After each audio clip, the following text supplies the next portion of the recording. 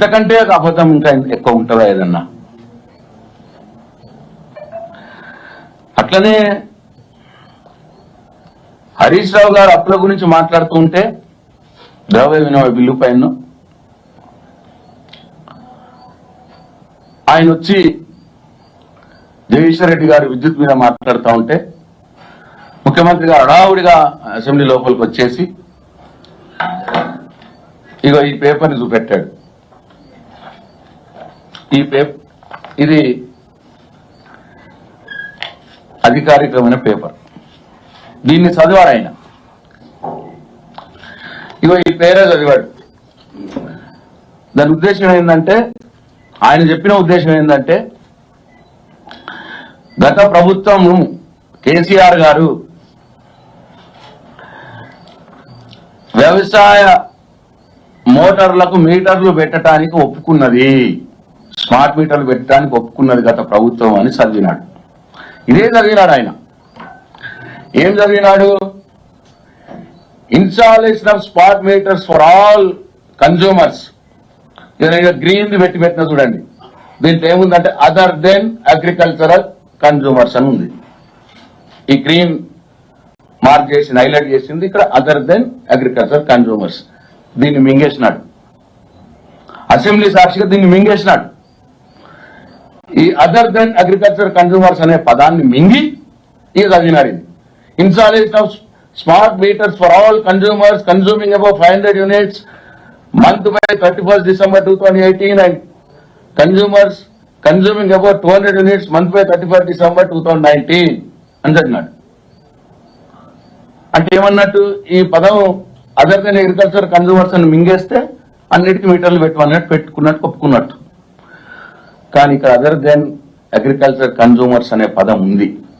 అంటే అగ్రికల్చర్ కనెక్షన్లు కాకుండా వేరే వాటికి అని అర్థం. మీటర్లు అవి కూడా పాత మీటర్లు చెడిపోయిన దగ్గర స్మార్ట్ మీటర్లు పెట్టండి అని అర్థం. ఈ మొత్తం దాన్ని ఆ స్మార్ట్ మీటర్లు కూడా పెట్టలేదు, అది వేరే విషయం.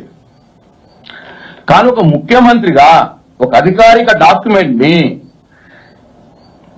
ఈ అదర్ దెన్ అగ్రికల్చర్ కన్జ్యూమర్స్ అనే పదాన్ని మింగేసి చదివి సభను తప్పుదో పట్టించినాడు. ఈ రాష్ట్ర ప్రజలకు అబద్ధం చెప్పినాడు.